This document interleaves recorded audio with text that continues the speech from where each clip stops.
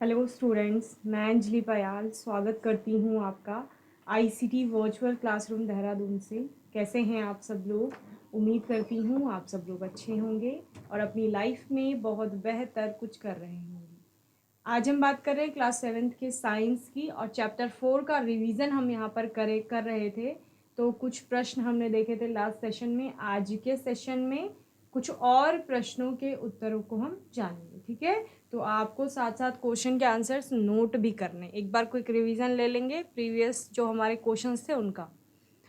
First question था very short answer type, यानी अति लघु उत्तरीय प्रश्न में पहला प्रश्न आपका है, इन अ mercury thermometer the level of mercury rises when its bulb comes in contact with a hot object. What is the reason for this rise in the level of mercury? ठीक है, क्या कहा जा रहा है कि जैसे ही जो थर्मामीटर का बल्ब होता है वो किसी हॉट ऑब्जेक्ट के कांटेक्ट में आता है, गर्म वस्तु के संपर्क में आता है, तो जो थर्मामीटर के अंदर मर्करी है उसका लेवल बढ़ जाता है। तो लेवल बढ़ने का कारण क्या है?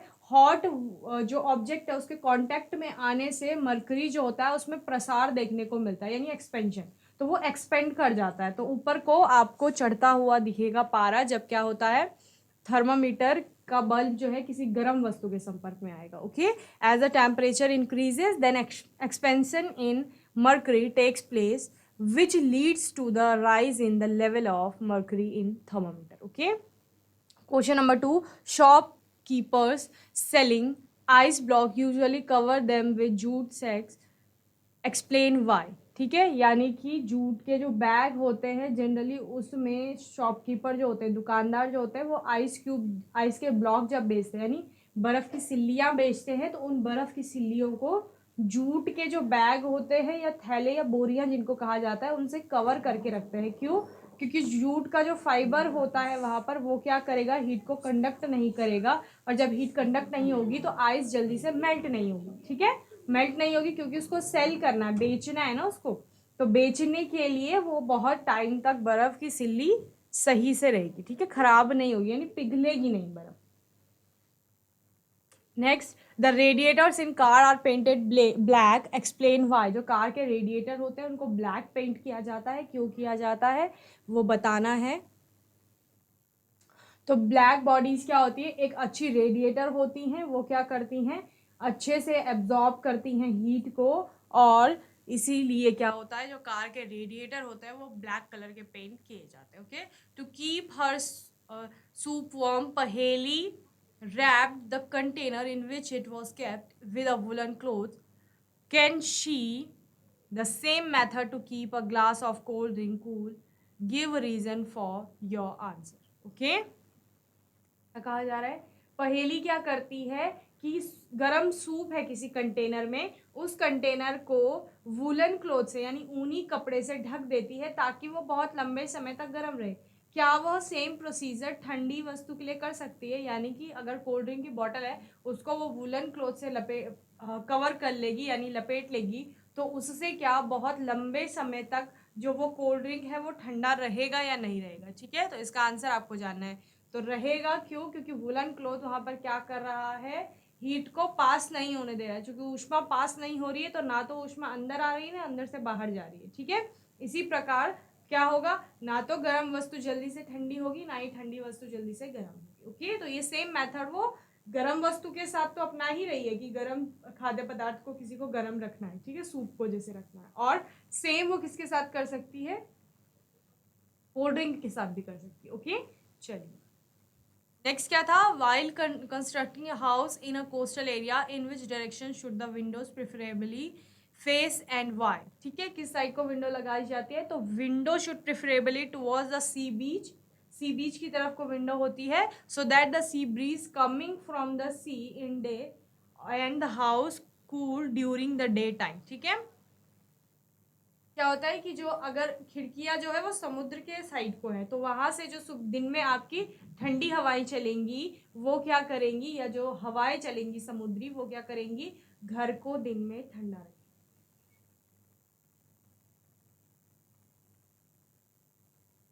नेक्स्ट क्वेश्चन है question number 6, the mercury does not fall और rise in a clinical thermometer when taken out of the mouth, explain why. तो क्यों नहीं करता, Because of the kink present in the thermometer, the mercury does not fall or rise. Okay, and if a pan is removed from the fire, then why does it cool down? अगर pan को, किसी बर्तन को या कढ़ाई को आग से हटा लिया जाता है या गैस से आपने हटा लिया है, तो फिर वो ठंडी क्यों हो जाती है, ये पूछा जा रहा है. तो when a pan is removed from the fire, it loses heat to the surrounding by radiation and it cools down. ठीक है, हमने पढ़ा है कि रेडिएशन के थ्रू वो क्या करेगा, उसके अंदर जितनी भी ऊष्मा है वो उसको सराउंडिंग्स को या अपने वातावरण को देने का प्रयास करेगा. ठीक है, इससे उसकी अपनी जो ऊष्मा होगी वो कम होती जाएगी, चूंकि उसको अब एक्स्ट्रा हीट नहीं मिल रही है, क्योंकि पहले भी वो सराउंडिंग को हीट दे रहा था, लेकिन उसको कंटिन्यूअसली हीट मिल रही थी क्योंकि वो आग के संपर्क में था. अभी वो आग के संपर्क में नहीं है, तो उसको कोई हीट नहीं मिलेगी.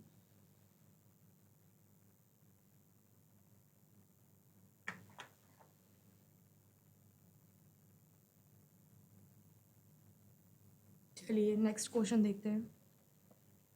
Name the mode of transfer of heat in which medium is not required. तो आपको पता है कि रेडिएशन में मीडियम यानी माध्यम की आवश्यकता नहीं होती. ठीक है, हीट को आपका ट्रैवल करने के लिए. It is prefer to use two thin blankets rather than one thick blanket. Explain why, explain the reason. In case of two thin blankets, there is an air gap which does not allow heat pass out from the body, and it is not as such as in case of one thick blanket. ठीक है, जब दो layer बन जाएंगी blanket में, तो उसमें क्या होगा, हीट जल्दी से पास नहीं कर पाएगी और आपकी बॉडी क्या रहेगी, गर्म रहेगी. जबकि एक सिंगल अगर थिक ब्लैंकेट ले रहे हैं तो उसके केस में हीट बाहर निकल जाएगी. ठीक है, क्वेश्चन नंबर 10 है, why is it advise not to hold the thermometer by its bulb while reading it.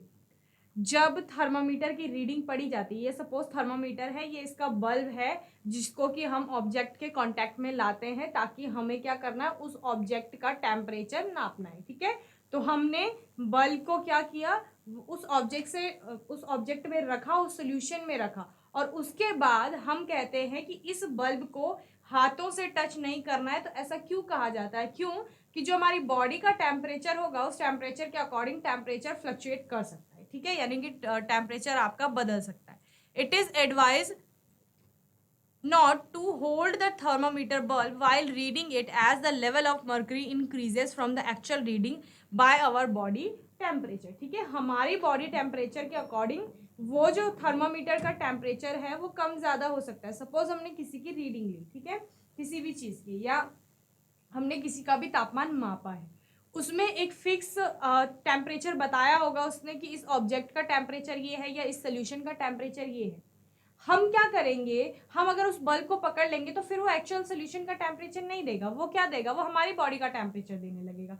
तो क्या होगा, कम ज्यादा फ्लक्चुएट हो सकता है आपका थर्मामीटर पे जो रीडिंग आ रही है. इसीलिए क्या कहा जाता है कि थर्मामीटर के बल्ब को नहीं पकड़ना है जब भी आप क्या कर रहे हो, रीडिंग ले रहे हो किसी भी चीज की. ठीक है, क्वेश्चन नंबर 11 है, briefly mention one application of kink in the clinical thermometer. तो जो किंक प्रेजेंट होता है क्लिनिकल थर्मामीटर में, उसका आपको एप्लीकेशन बताना है कि उसका उपयोग क्या है वहां पे. The clinical thermometer consist of kink which prevent the mercury level from falling on its own. ठीक है, तो किंक की वजह से क्या होता है कि अगर हमने सोल्यूशन से थर्मामीटर बाहर निकाल लिया है तो फिर क्या होगा, सराउंडिंग का टेम्परेचर अगर कम है और सोल्यूशन का ज्यादा था, तो अचानक से क्या होगा, उसका टेम्परेचर कम होने लगेगा. ठीक है, समझ रहे हैं, जो विलियन है सपोज वो गर्म था, जो पानी था, पानी का टेम्परेचर ले रहे थे, पानी गर्म था, तो उसका तापमान ज्यादा रहेगा. अभी हम थर्मामीटर बाहर निकालेंगे पानी से, तो बाहर का तापमान कम है, उतना ज्यादा नहीं है, तो क्या होगा, तापमापी है जो आपका थर्मामीटर, उसमें मर्करी का लेवल नीचे डिक्रीज करने लगेगा. ठीक है, तो किंग क्या करता है, किंग उस एक्चुअल स्थिति को बनाए रखता है वहां पे, यानी थर्मामीटर में जो रीडिंग आ रही थी सोल्यूशन को, उसको बनाए रखेगा. ठीक है, और मर्करी के जो उसका क्या है, स्तर है, लेवल है, उसको फॉल नहीं होने देगा, यानी कि नीचे नहीं गिरने देगा. चलिए, तो इन प्रश्नों के उत्तर नोट करिए, फिर नेक्स्ट क्वेश्चन पे आएंगे.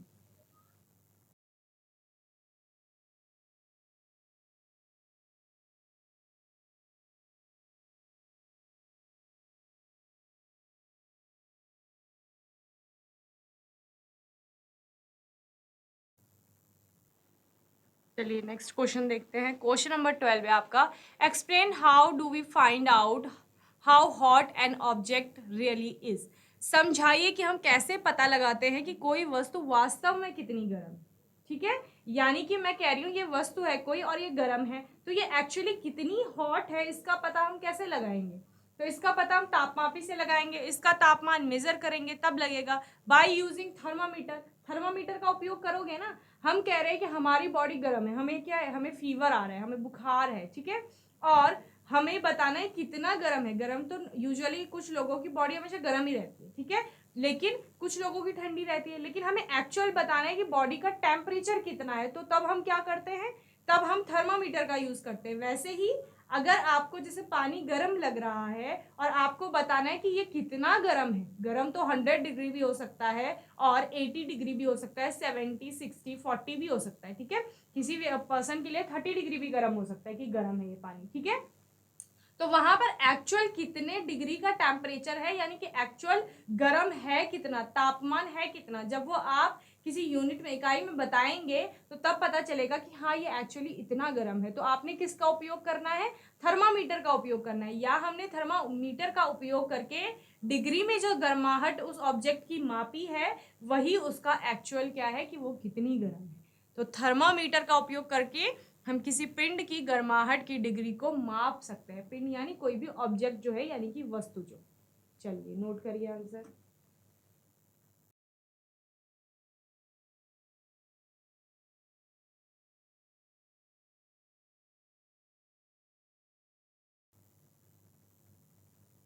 नेक्स्ट क्वेश्चन है आपका, is the body temperature of every person 37 degree Celsius.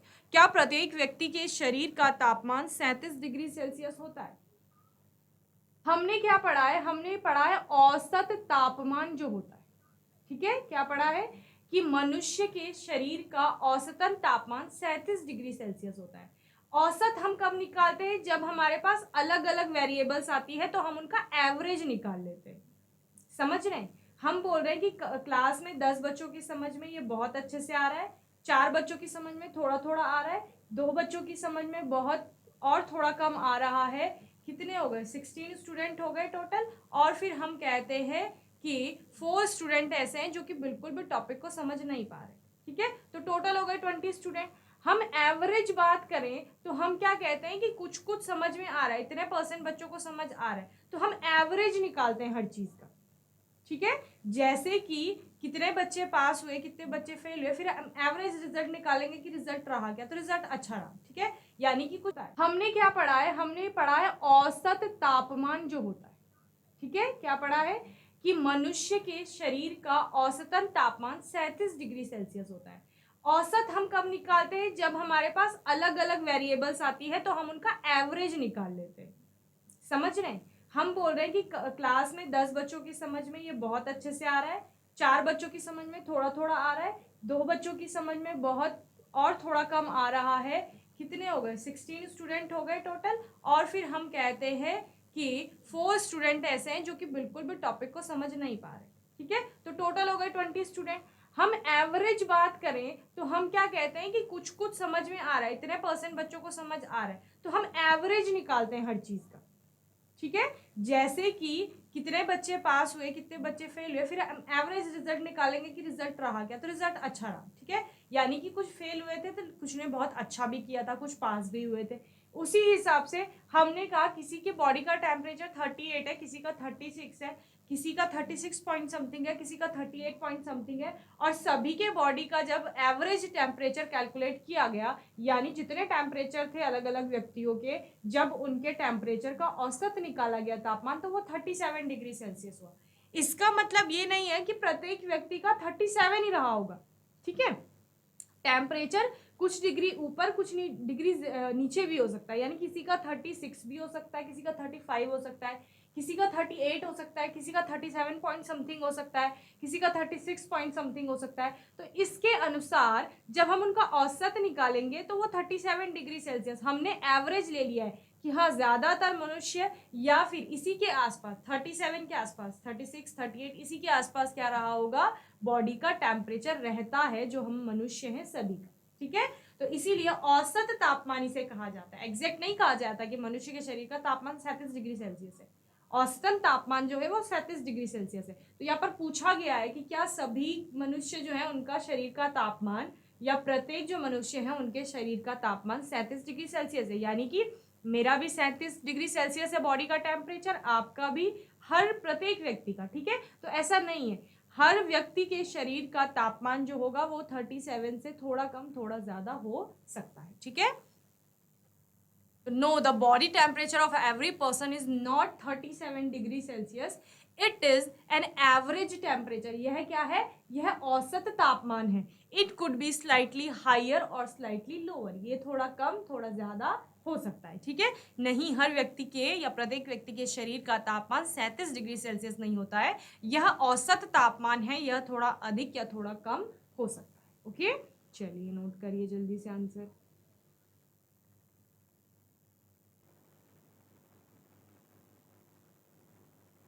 चलिए नेक्स्ट क्वेश्चन देखते हैं। नेक्स्ट क्वेश्चन है क्वेश्चन शॉर्ट आंसर टाइप, यानी कि लघु उत्तरीय प्रश्न जो अब आप कहेंगे उनकी बात हो रही है, ठीक है। फर्स्ट क्वेश्चन है आपका, the handle of a pressure cooker is covered with the thick plastic, explain why. ठीक है, क्या करना है, एक्सप्लेन करना है कि प्रेशर कुकर सभी ने अपने घरों में देखा होगा।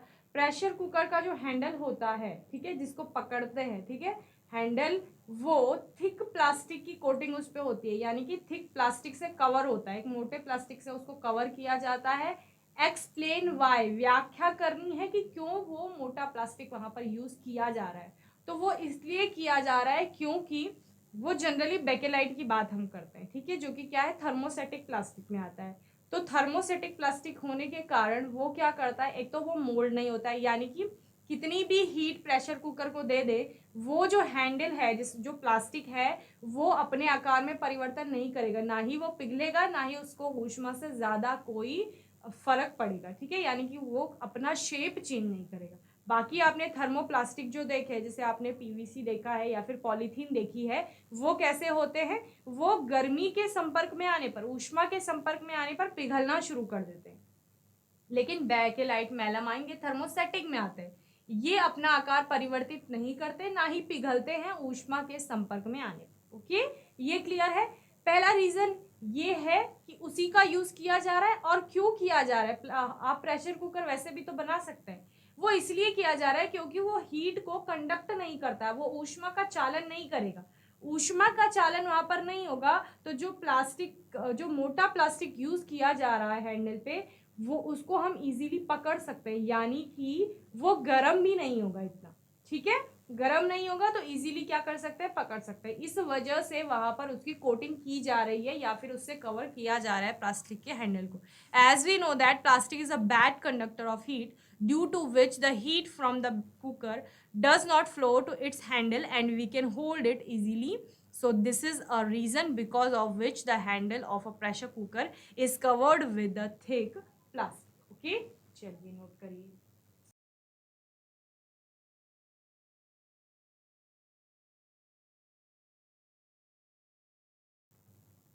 चलिए, तो प्रेशर कुकर का हत्था जो होता है, हैंडल, मोटे प्लास्टिक से ढका होता है, समझाओ क्यों। जैसा कि हम जानते हैं कि प्लास्टिक ऊष्मा का क्या होता है, कुचालक होता है, जिसके कारण कुकर से निकलने वाली ऊष्मा, यानी बढ़, देखो पहले क्या कर रखा है, गैस के ऊपर आपने कुकर रखा हुआ है, तो गैस के ऊपर यानी फ्लेम के ऊपर, फ्लेम से हीट आ रही है, कुकर तक जा रही है, कुकर में पूरा जो कुकर का क्या है स्ट्रक्चर है, उसमें पूरा जहां जहां मेटल का यूज हुआ है, जहां जहां उस धातु का यूज हुआ है, वहां वहां ऊष्मा बहेगी, चालन होगा ऊष्मा का, हैंडल में भी जाएगी।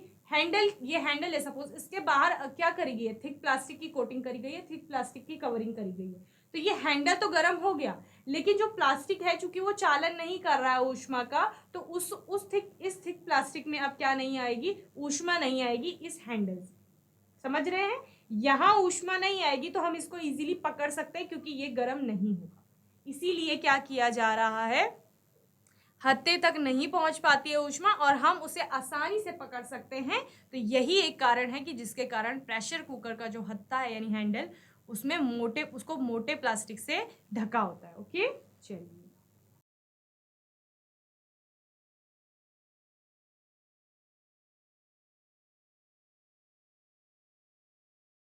चलिए नेक्स्ट क्वेश्चन देखते हैं। While reading a clinical thermometer, what precautions should we take? While reading a clinical thermometer, जब हम clinical thermometer जो हमारा होता है उस पर रीडिंग नोट करते हैं, रीडिंग करते हैं यानी कि उस पर हम तापमान को पढ़ रहे हैं कि जैसे मैंने ये किसी सोल्यूशन में रखा, ठीक है, तो इसमें कुछ ना कुछ टेम्परेचर आएगा, उस टेम्परेचर को मुझे क्या करना है, नोट करना है। वैसे ही क्लिनिकल थर्मामीटर का जब क्या किया जाएगा, क्लिनिकल थर्मामीटर से जब तापमान को क्या किया जाता है, मापा जाता है, तो फिर हम किस प्रकार से रीडिंग नोट करेंगे उसके बारे में बता रहे हैं। तो what precaution should we take, हमें कौन कौन सी सावधानियां बरतनी चाहिए वो रीडिंग को पढ़ने के लिए, ओके, तो उसकी बात हो रही है। तो क्या क्या प्रिकॉशंस हम ले सकते हैं। Reading a clinical thermometer, there are following step to read the temperature on a thermometer, ठीक है, यहाँ बहुत सारे आपको स्टेप दिए गए हैं, चरण दिए गए हैं, जिनको अपना करके आप केयरफुली, आसानी से, सावधानी पूर्वक क्या करेंगे, थर्मामीटर में जो टेम्परेचर आया है उसको रीड करेंगे। तो फर्स्ट स्टेप में क्या करेंगे, firstly wash the thermometer with an antiseptic solution, and if in case the antiseptic solution is not available then wash it with a clean water। सबसे पहले तो क्या करना होता है, थर्मामीटर को साफ करना होता है, यानी वॉश करना है उसको। वॉश आप क्या करेंगे, किसी एंटीसेप्टिक लिक्विड से करेंगे, या फिर एंटीसेप्टिक लिक्विड अवेलेबल नहीं है तो आप क्लीन वाटर से भी वॉश कर सकते हैं। सेकंड क्या है, gently hold the thermometer tube in your hand and give it a jerk in such a way that the mercury thread in the thermometer tube falls below the reading of 35 degree Celsius, ठीक है, thermometer को इतने आसानी से gently hold करना है और देखना है कि उसका तापमान 35 डिग्री सेल्सियस से कम रहे, क्योंकि रूम टेम्परेचर की हम बात करते हैं, सबसे पहले उसी पर हमें थर्मामीटर का तापमान लाना होता है। देन थर्ड स्टेप है, now put the bulb of the thermometer under the tongue of the patient for about 1 minute, then take out the thermometer from patient's mouth. क्या होता है कि क्लिनिकल थर्मामीटर की बात कर रहे हैं, नैदानिक वर्ड भी कहीं कहीं इसके लिए आता है। क्लिनिकल थर्मामीटर हम जनरली क्या करते हैं, बॉडी का टेम्परेचर मेजर करने के लिए करते हैं उसका उपयोग, ठीक है, यानी कि जो डॉक्टर यूज करते हैं उसको क्लिनिकल थर्मामीटर बोला जाता है। तो हमारे पास थर्मामीटर था, हमने क्या कर लिया, उसको साफ कर लिया है, इसका तापमान हम 35 डिग्री सेल्सियस से नीचे ले आए हैं। 2 स्टेप हमारे हो गए। थर्ड स्टेप क्या कहता है कि जो इस थर्मामीटर का बल्ब है इसको अंडर द टंग रखना है, यानी जीभ के नीचे डॉक्टर लगाता है, ठीक है, और तब क्या करना है, थोड़ी देर के लिए वहीं पे रखना है। Then take out the thermometer from patient's mouth, then जिसका तापमान आप नोट कर रहे हो, जिस मनुष्य के बॉडी का टेम्परेचर नोट करना है, उसी के मुंह में तो थर्मामीटर रखोगे, फिर क्या करोगे, थोड़े टाइम बाद वो थर्मामीटर वहां से हटा देंगे, ठीक है। In order to read the temperature, hold the thermometer horizontally in your hand and rotate it slowly. When we see a magnified image of the mercury thread in its tube, then a position will come. Now read the thermometer. Read the temperature. Okay, अब क्या करना है, horizontally पकड़ना है thermometer को और क्या करना है, रोटेट करना है, देखना है जहां पर आपको क्या दिख जाएगा, जो मर्करी है, मर्करी थ्रेड की बात हो रही है, वो चमकता हुआ दिखेगा, तो उसके अकॉर्डिंग आप टेम्परेचर को क्या कर लेंगे, नोट कर लेंगे। ओके, चलिए आंसर नोट करिए, फिर हम देखते हैं इसका हिंदी में आंसर।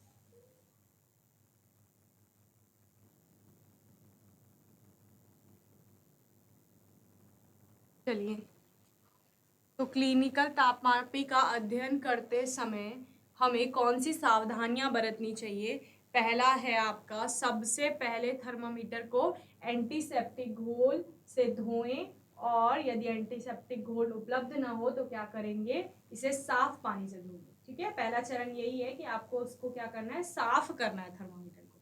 सेकंड क्या है, धीरे से थर्मामीटर ट्यूब को अपने हाथ में पकड़ें और इसे इस तरह झटका दे कि थर्मामीटर ट्यूब में पारा का धागा जो है, पारा के धागे से मतलब क्या है, जो पारा का लेवल होगा, मर्करी का लेवल, वो 35 डिग्री सेल्सियस के नीचे रीडिंग आ जाए उसकी, ठीक है। इस प्रकार से आप क्या करेंगे, उसे हिलाएंगे थर्मामीटर को। चलिए नेक्स्ट क्या है, थर्ड है, अब थर्मामीटर के बल्ब को रोगी की जीभ के नीचे लगभग 1 मिनट के लिए रखें, फिर मरीज के मुंह से थर्मामीटर निकाल लेंगे। ओके, और फोर्थ क्या होगा, तापमान पढ़ने के लिए थर्मामीटर को क्षैतिज रूप से अपने हाथ में पकड़ें और इसे धीरे धीरे घुमाएं। अब हम इसकी नली में पारे के धागे का आवर्धित प्रतिबिंब देखते हैं। तब एक स्थिति आएगी, अब जो पारा है धागे के शीर्ष के साथ स्तर में थर्मामीटर ट्यूब पर तापमान पड़े, यानी कि जो हाईएस्ट लेवल होगा पारे का, जहां तक वो गया होगा, ठीक है, जहां तक उसमें प्रसार हुआ होगा, जब वो क्या हुआ, उसको गर्मी महसूस हुई, मरकरी को हीट मिलने से उसमें एक्सपेंशन हुआ, और एक्सपेंड होने के बाद जो उसका सबसे ऊपर वाला लेवल है जहां तक वो गया, वो वाला टेम्परेचर नोट करना होता है।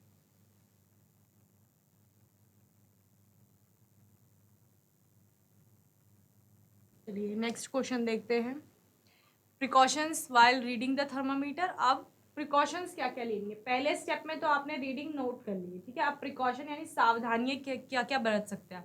अ clinical thermometer should not be use for any object other than the human body. मनुष्य के शरीर के अलावा आप किसी अन्य चीज का तापमान उससे नोट नहीं करेंगे। There are some following precaution which are to be observe while reading a clinical thermometer. Okay, तो क्लिनिकल थर्मामीटर की रीडिंग को नोट करने के लिए यहाँ पर कुछ सावधानियां आपको बरतनी होती हैं। Wash the thermometer before and after using, preferably with N antiseptic solution. पहले भी हमने बोल दिया था कि पहले आपको वॉश करना है जब भी रीडिंग करने से पहले, बाद में भी यूज करेंगे। Be ensure that the mercury level before using the clinical thermometer should be below 35 degree Celsius. The clinical thermometer should be read by keeping the level of mercury along the line of sight, ठीक है।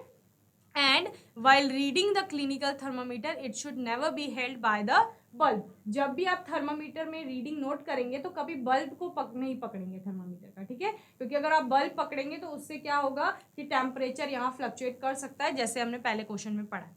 The clinical thermometer should be carefully handled. Okay, जो clinical thermometer होता है उसको carefully handle करना होता है। Okay, ऐसे नहीं कि बहुत रफली हैंडल कर रहे हैं। तो इस प्रकार से क्या क्या सावधानियां, मानव शरीर के अलावा किसी अन्य वस्तु के लिए क्लिनिकल थर्मामीटर का उपयोग नहीं किया जाना चाहिए। उपयोग करने से पहले और बाद में क्लिनिकल थर्मामीटर को एंटीसेप्टिक घोल से धोएंगे। सुनिश्चित करें कि क्लिनिकल थर्मामीटर का उपयोग करने से पहले पारे का जो स्तर है वो 35 डिग्री सेल्सियस से नीचे होना चाहिए, और क्लिनिकल थर्मामीटर को पारे के स्तर को दृष्टि रेखा के साथ रखकर पढ़ना चाहिए, इस तरह से दृष्टि पटल पे, ठीक है। क्लिनिकल थर्मामीटर को पढ़ते समय इसे कभी भी बल्ब के पास से नहीं रखना चाहिए या नहीं पकड़ना चाहिए। एंड क्लिनिकल थर्मामीटर को सावधानी से संभाला जाना चाहिए। ओके, चलिए नोट करिए सारी points.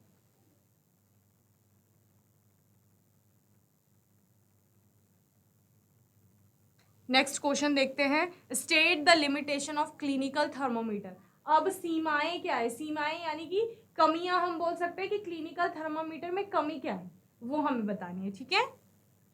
The clinical thermometer cannot be used for measuring the temperature of any object more than 42 degree Celsius, that is more than the body temperature, ठीक है। यानी क्योंकि ये सिर्फ मनुष्य के शरीर के लिए हम यूज कर रहे हैं, मनुष्य के शरीर का तापमान नोट करने के लिए कर रहे हैं, तो मनुष्य के शरीर के जो तापमान से ज्यादा किसी भी चीज का तापमान होगा वो हम इससे मेजर नहीं कर पाएंगे। If it kept in the sun और near a flame then this clinical thermometer can be break. अगर हम इसको सूर्य के प्रकाश में रखते हैं, यानी कि बहुत ज़्यादा सनलाइट आ रही है वहाँ पर रखते हैं, या फिर कहाँ पर रखते हैं, ज्वाला के पास रखते हैं, तो इससे क्या होगा, ये ब्रेक हो सकता है, टूट सकता है। तो ये इसकी क्या हो गई, लिमिटेशंस हो गई। ओके, क्लिनिकल तापमान मापे की सीमाएं बताइए। तो क्लिनिकल थर्मामीटर का उपयोग किसी भी वस्तु का तापमान जो कि 42 डिग्री सेल्सियस से अधिक होगा उसको मापने के लिए नहीं किया जा सकता है। अगर इसे धूप में या किसी लौ के पास रखा जाए तो यह क्लिनिकल थर्मामीटर जो है वो टूट सकता है। ओके, चलिए नोट करिए।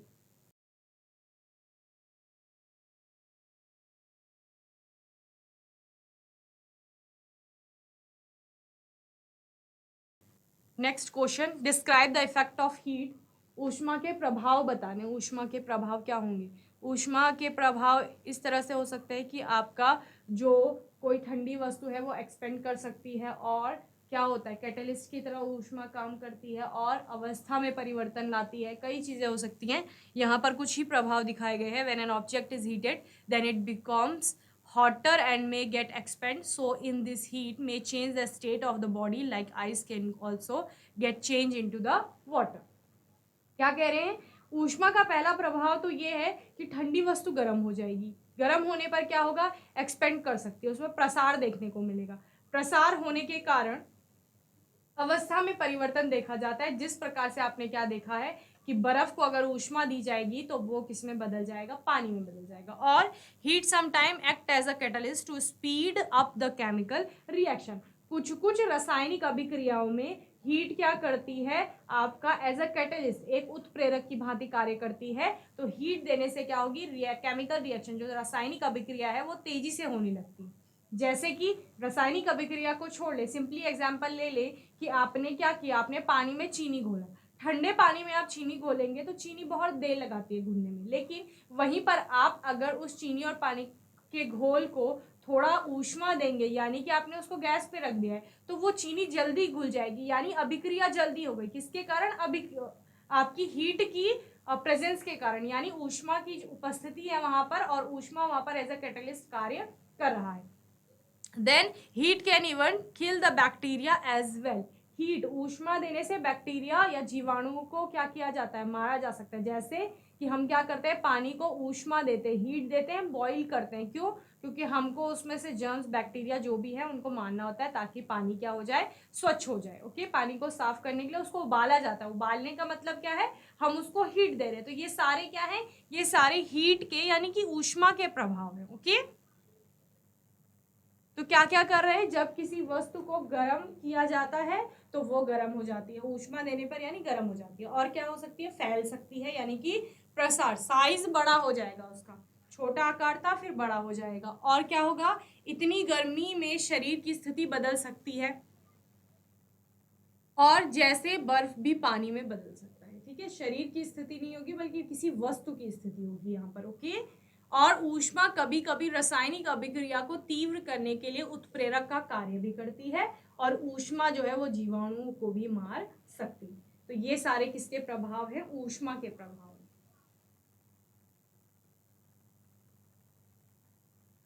यहां पर आप लिखेंगे इतनी गर्मी में वस्तु की अवस्था, स्थिति, और स्थिति के अलावा क्या, अवस्था बदल सकती है। यानी अगर ठोस को हम लोग ऊष्मा देंगे, ठोस को क्या दी जा रही है, ऊष्मा दी जा रही है, तो ऊष्मा देने पर वो द्रव बन रहा है, और द्रव को ऊष्मा देंगे तो वो क्या बन जाएगा, गैस बन जाएगी। और यहाँ पर आपको प्रसार भी देखने को मिलता है। ठीक है,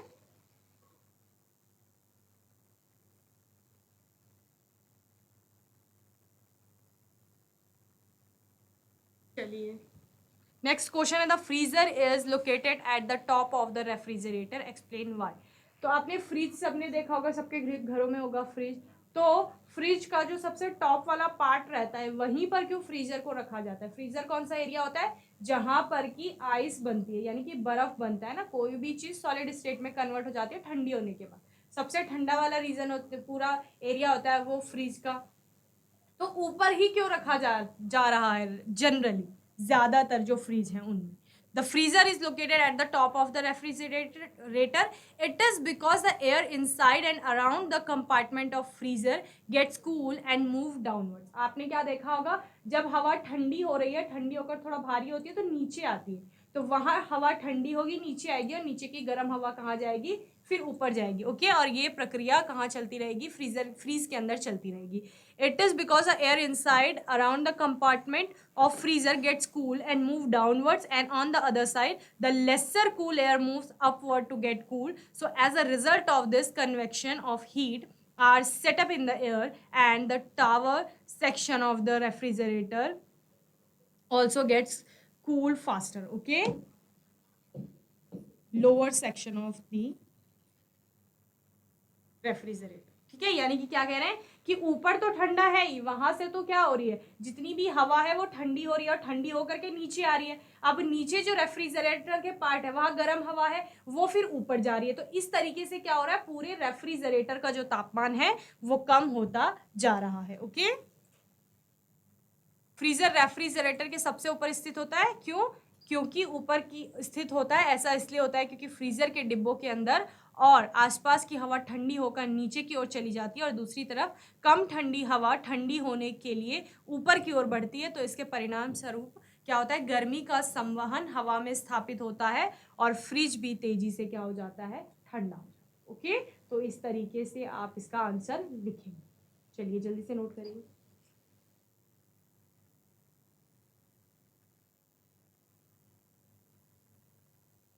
तो बच्चों होपफुली आज का सेशन आपको अच्छे से समझ में आया होगा। आज के सेशन में हमने चैप्टर 4 के कुछ और क्वेश्चन आंसर्स को रिवाइज करा और ऐसे ही प्रश्न अगर आपके एग्जाम में पूछे जाएंगे तो उनका उत्तर आपको इसी प्रकार से लिखना है, ठीक है। अगर आपका कोई डाउट होगा, कोई क्वेश्चन होगा तो आने वाले सेशन में आप लोग पूछ लेंगे। और तब तक के लिए ICT वर्चुअल क्लासरूम से जुड़ने के लिए धन्यवाद।